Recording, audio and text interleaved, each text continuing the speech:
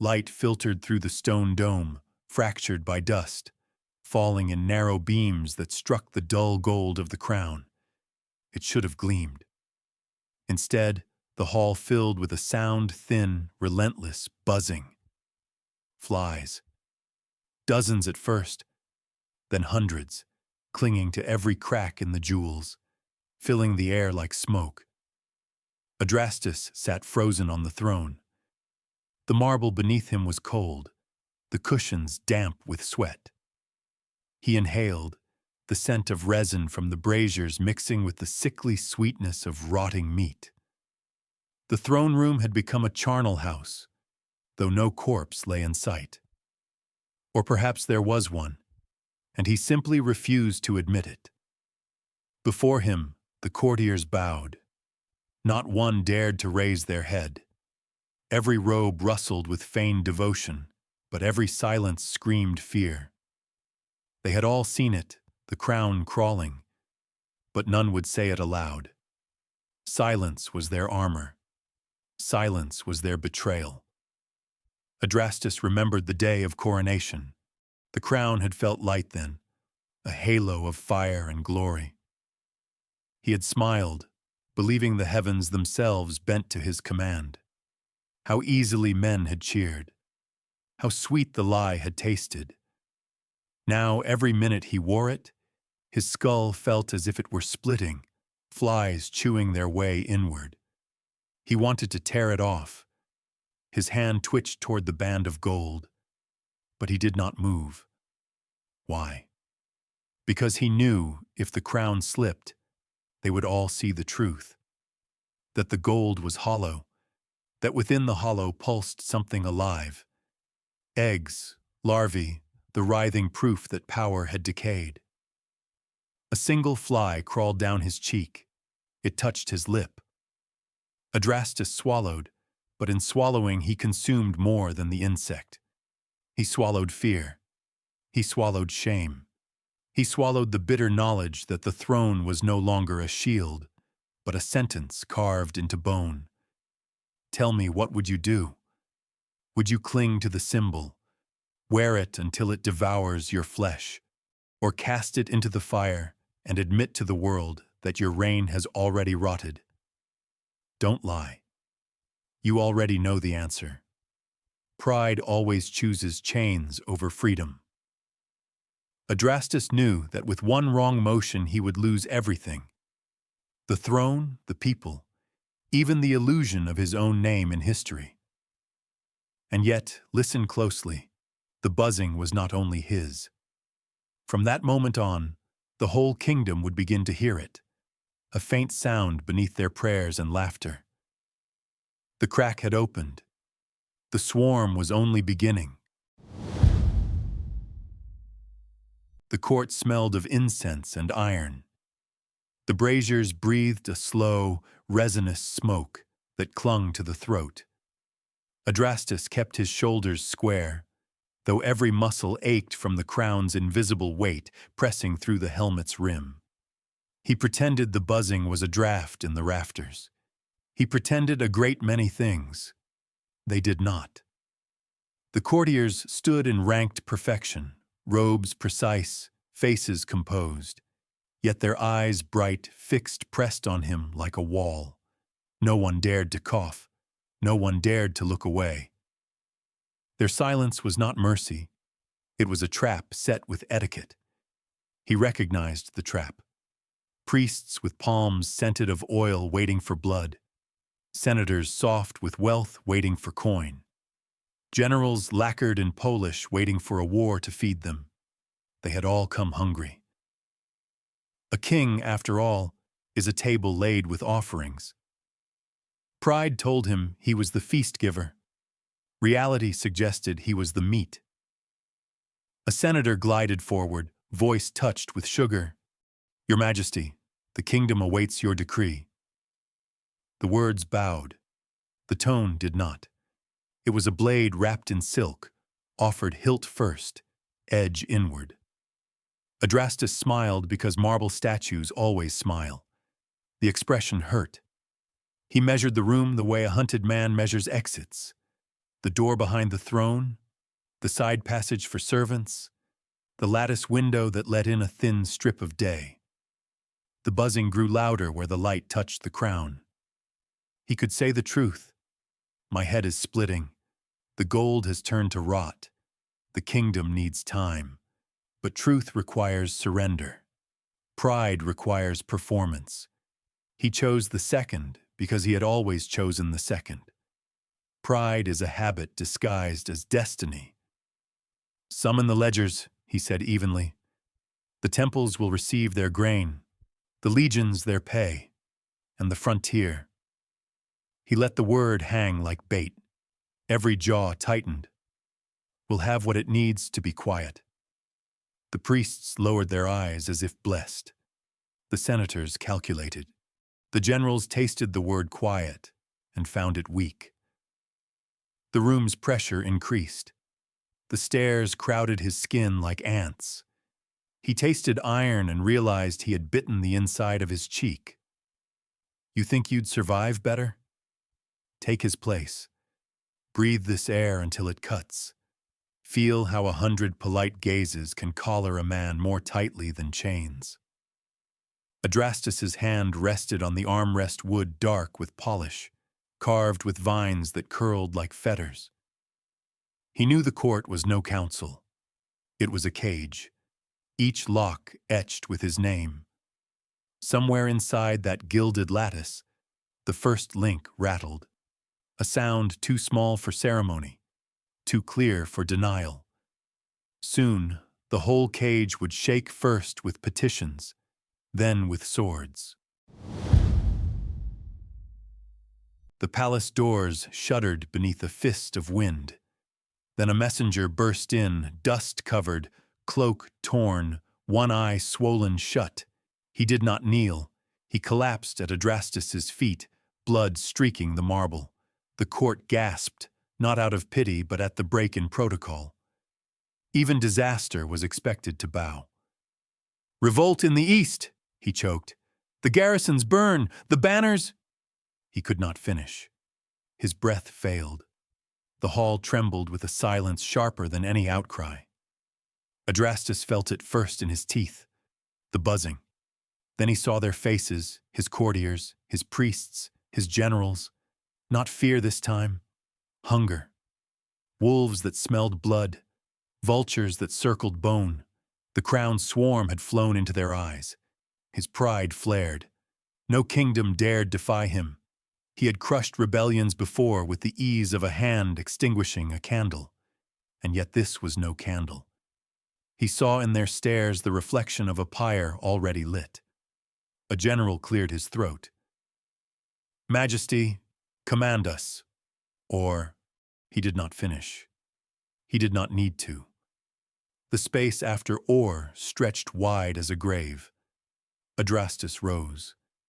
The crown hummed against his skull, louder with every heartbeat. He clenched his teeth until his jaw ached. "I will march myself," he declared. His voice struck the marble like iron, though his knees trembled under the weight. For a moment, they hesitated. Courtiers glanced sideways, measuring loyalties like coins. Then came the cheer, thin, brittle, the sound of knives clinking, not wine cups. Triumph not for him, but at his folly. Their hunger had been answered. The king would leave his throne exposed. Inside, he knew. His flaw had been struck with precision. To admit weakness meant losing the crown. To act strong meant stepping into ruin. He chose ruin because pride leaves no other path. Steel flashed in his imagination. Rebels waiting with open jaws. But the louder vision was here, in his hall, the silent bargain of his followers. If he triumphed, they would kneel. If he faltered, they would devour him. The crown weighed more heavily than the sword at his side. Of course he would march. What king would not walk into fire just to appear taller than ash? And would you? Stand where he stood and choose reason over pride? Or is that just a story you tell yourself, safe from the swarm? Adrastus descended from the dais. Each footfall echoed like a countdown. Somewhere beyond, a torch was already being raised, not in loyalty but in signal. The revolt was no accident. It was bait, and the king had snapped his jaws around the hook. The army camp reeked of smoke, sweat, and old wine. Adrastus rode slowly between the rows of tents, the crown hidden beneath a bronze helmet. Still the buzzing followed him, as though the flies had learned to live inside his skull. Every hoofbeat stirred them, a black mist rising from meat racks, from latrines, from the festering wounds of soldiers. "Majesty," a general saluted, armor gleaming with polish, eyes sharp with doubt. The men whisper. They say the revolt grows larger than the maps admit. The words balanced on the edge between concern and accusation. Adrastus spat into the dirt. Whispers die when swords speak. He let pride carry the sentence like a banner. But the soldiers nearby did not cheer. Some smirked, others returned to their dice game. Their king's bravado had become background noise. The buzzing swelled louder than loyalty. That night, he sat by a lonely fire. The generals clustered together at another blaze, laughing too loud, wine spilling from their cups. The warmth they shared was pointed. The isolation they left him with colder than the night air. He lifted his helm and felt the crown's rim bite deeper. The skin beneath was raw, almost bleeding. He stared into the fire until the sparks blurred. Each spark reminded him of a torch in rebellion's hand. The flames whispered questions. How long can pride keep you upright when respect has already fallen? Would you cling tighter or let the fire consume the lie? He touched the rim of the crown beneath the helmet. His fingers came away wet, not sweat, not rain. Something thicker, clinging. He did not dare smell it. Was it madness to imagine the crown breeding the flies? Or was madness believing it hadn't? The camp was restless. Dice clattered, mutters rippled, boots shuffled in the dark. Soldiers glanced not at their king, but at one another, gauging when the silence would break. Once his presence had been command. Now it was merely a shadow moving among shadows. Adrastus clenched his jaw. Pride whispered louder than doubt. He would not yield the crown. He would not show weakness. Better to rot alive than to be remembered as the king who bent. So he sat alone while laughter rose at the other fire, the distance between them wider than the battlefield to come. And beyond the camp, on the ridge of dark hills, another flame answered his rebels' signal fires, climbing the sky like a ladder of defiance. The first clash came at dawn. The ridge bled light across the valley, and in that red glow Adrastus saw the rebel banners unfurl ragged cloth, painted with a black crown. The symbol mocked him. It buzzed in his mind like the swarm he could never silence. His generals counseled caution. "Majesty, the terrain favors them. Wait for reinforcements. Let them waste themselves against our walls." Adrastus sneered, lips cracked from thirst and pride. A king who waits is no king at all. He spoke as though the words could steady the ground itself. Pride had already snapped the trap shut. The order was given. Trumpets blared, hooves thundered, and for a heartbeat Adrastus felt young again. Iron bit into the earth, spears bristled like a forest. His soldiers surged forward, a tide commanded by his voice. But tides turn, they always do. Arrows fell, blotting the sky. The front ranks crumpled. Horses screamed and tumbled into ditches. The rebels did not scatter. They moved with precision, their lines tightening like a noose. This was no rabble. This was an army baiting him, bleeding him deliberately. Somewhere he sensed a mind behind it, calm and patient, leading him step by step toward the grave. Adrastus roared, drawing his sword. The crown hummed through the helmet, each vibration a jeer. He slashed at shapes, at shadows, at the fear that threatened to name itself defeat. Blood sprayed, hot and metallic, streaking his armor. His pride told him it was victory. His eyes told him otherwise. Behind him, the army faltered. Shields locked too slowly. Men stumbled back, not forward. A soldier dropped his spear and looked not at Adrastus, but at the general to his right. Others followed his gaze. Loyalty wavered like smoke in wind, thin and vanishing. He fought harder, striking until his shoulders burned. "Stand!" he shouted, though his voice cracked, more plea than command. The men did not hear him, or worse, they heard and chose not to answer. Fear obeyed only so long. Pride refused to see it. And you, if you led an army that no longer believed, would you fight harder to prove them wrong, or hear the silence as they walked away? Adrastus pressed forward, refusing to yield. He told himself the kingdom demanded it. His pride demanded it.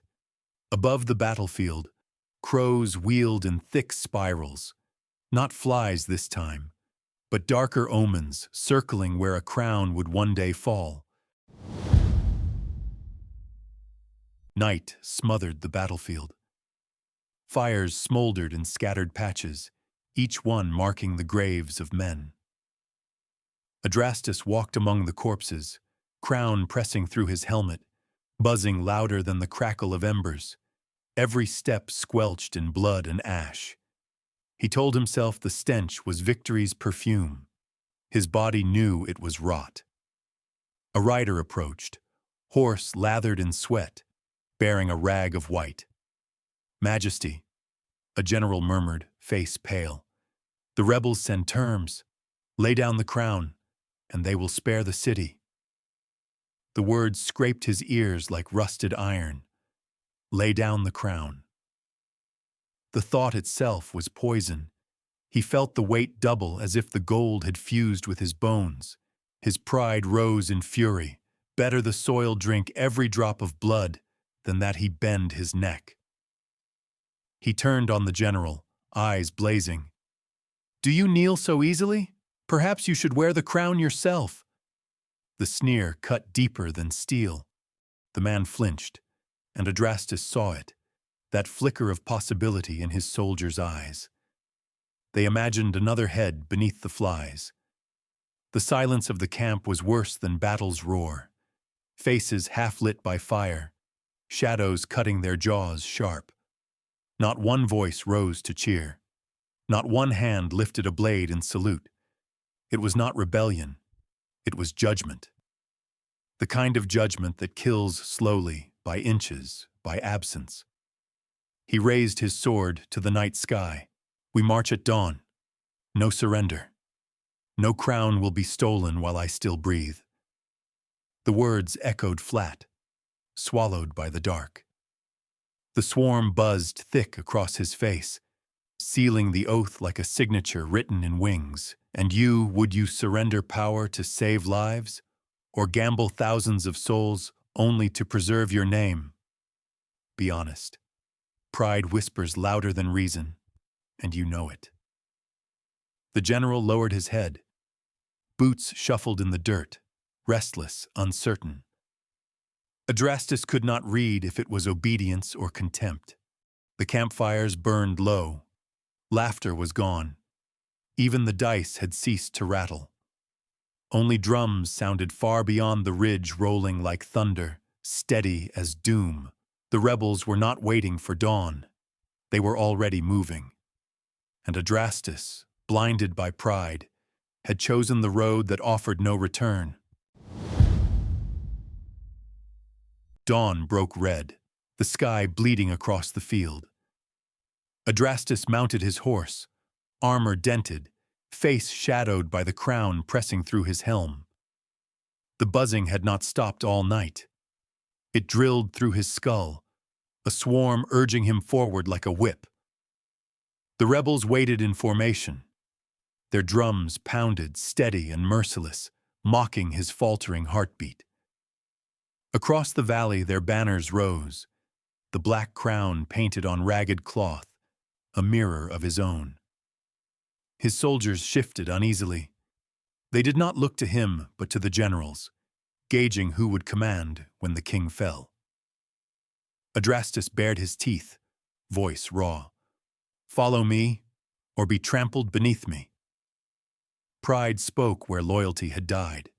He spurred his horse, charging into the rising sun alone.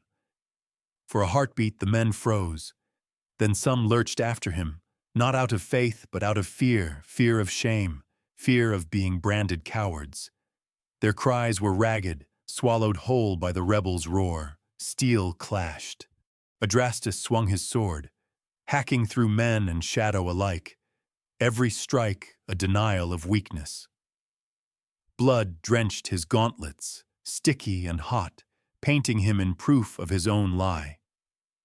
The buzzing in his ears thickened until it drowned the screams. He wondered if the swarm would burst from his skull and fly free. Behind him, formations collapsed. The generals barked orders, but their words broke against panic. The army unraveled thread by thread, and still Adrastus drove forward into the maw. His pride told him a king must always lead. His reason whispered a king who leads alone is already lost. The horse beneath him screamed, struck deep. It toppled, throwing him into mud and blood. He rose, laughing a jagged, broken sound. He swung until his arms trembled, until the sword felt heavier than the crown. He saw no men now, only obstacles between him and humiliation. And tell me what kind of king rules by fear when fear itself refuses to obey. You think they follow, but listen closer. Fear is not loyalty. Fear is only the silence before desertion. Arrows blackened the sky. Adrastus lifted his blade as if he could cut them down. The crows wheeled lower, impatient. Their cries mingled with the swarm's buzz. It sounded like applause for a king charging not into glory, but into his grave. The sun climbed high, but Adrastus no longer saw it. Dust and smoke choked the field. His horse lay broken beneath him. He crawled free, armor split, the crown still biting into his skull. The buzzing grew louder, so constant he thought it might burst from his mouth as a scream. The rebels closed in. Shields gleamed with stolen gold, spears bristled like a forest. At their center rode a figure no ragged insurgent, but a commander cloaked in crimson, helm crowned with black feathers. He did not need to shout. His presence carried its own thunder. Adrastus staggered upright, sword chipped, pride hotter than the blood dripping from his wounds. "Come then," he rasped. "If you want the crown, take it from my corpse." His words were defiance, but his legs trembled beneath the weight of the swarm and the eyes upon him. The commander said nothing. He lifted his spear, and his men beat their shields in unison.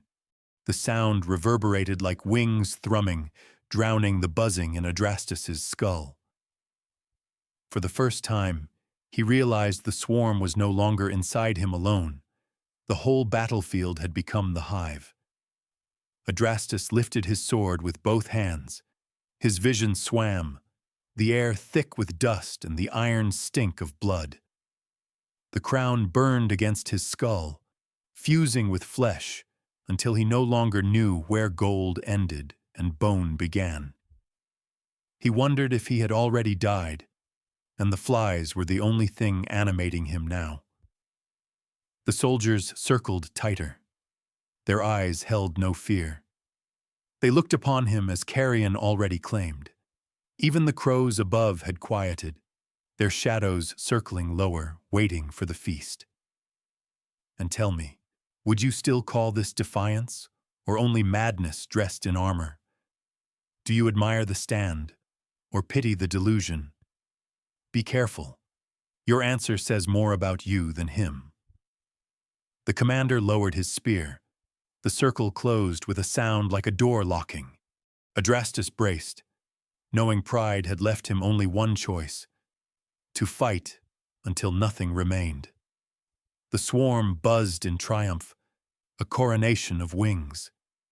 The king of flies was about to meet the true king of men. The rebel circle tightened, spears angled inward. Each blade caught the light with a wet gleam, edges painted in other men's blood. Adrastus stood alone, crown seared into his skull, the buzzing louder than his own breath. It filled his head until thought itself seemed to rot. The rebel commander dismounted. He strode forward slowly, each step deliberate, owning the silence. Around him, his men ceased their shouts. Even the crows overhead hushed, as though creation itself paused for judgment. He stopped an arm's length away. His voice was steady, almost kind. "Look at you," he said, "a king eaten alive by his own crown." Adrastus snarled, pride forcing his lips into defiance. "I am the crown." He tore off his helmet. The court of rebels recoiled. The gold had fused with skin, veins pulsing beneath it. Flies crawled from the seams, slipping into his eyes, his mouth, his wounds. "Do you see? It cannot be taken. It is me." The soldiers drew back, not from reverence, but from disgust. They saw not a sovereign, but a husk animated by pride. The king who once ruled marble halls was no longer man nor monarch. He was carrion already buzzing with its heirs. Adrastus raised his sword for a final strike. His arms shook. The weapon trembled like a reed in storm winds. The commander did not lift his spear. He only whispered, "Then die with it." Arrows flew. Adrastus staggered as iron punched into flesh. 1, 2, a dozen. He swayed but did not fall, laughter spilling from him. A ragged, broken hymn. Blood and flies gushed together, streaming down his armor, soaking the earth. For one grotesque instant, he looked like a statue weeping insects. And tell me, do you call this victory of pride, or the purest defeat a king can suffer? Would you laugh with him, or finally avert your gaze? He dropped to his knees. The sword slipped from his grasp. Yet the crown clung to him, inseparable, its buzzing triumphant even as his body collapsed. The swarm lifted skyward, blotting the light, leaving only the husk of a man who mistook rot for rule. When the dust settled, silence spread across the battlefield. The rebels did not cheer. Victory needed no noise. They only stood watching as crows descended, tearing at what remained of Adrastus. The crown stayed fast to his skull, fused to bone, a relic of pride no arrow could dislodge. The generals who once bowed to him lay dead or scattered. Their banners, once symbols of unity, were trampled into the mud. The soldiers who had marched behind him out of fear now drifted apart like smoke, swearing allegiance to any voice louder than silence. Fear had dissolved. Loyalty had been ground to dust. In the capital, rumor outran the horses. By nightfall, every street corner carried the same whisper. The king was dead, yet the crown refused to fall. Mothers hissed it into their children's ears as warning. Priests intoned it as omen. Drunken men laughed it across tavern benches. A king of flies, nothing more. The story grew wings. It carried its buzzing into every ear. The marble palace echoed with absence. The throne stood empty, cushions still marked by the weight of a man who believed himself immortal. Servants swept the halls and swore they heard a faint humming in the walls, as if the crown had left behind not gold, but infestation. Power had not departed with Adrastus. It lingered like infection, waiting for a new host. Adrastus had not been robbed. No enemy had stolen his crown. He had fed it to the swarm, piece by piece, until nothing of the man remained. His fatal flaw was never that he wore it, but that he believed he was it. The crown was only a symbol. Pride made it flesh. Pride turned it into parasite. So I ask you, if pride can bind flesh to gold, what will it take to break yours? Do you imagine yourself wiser, stronger, safer? So did he. And now he is only buzzing in a tale. By the next sunrise, the rebels raised their black banner over the city walls. The throne remained unclaimed, yet not unoccupied. For those who listened closely, the hall still trembled with faint wings, a reminder that power, once rotted, never truly dies. It only waits, hungrier than before.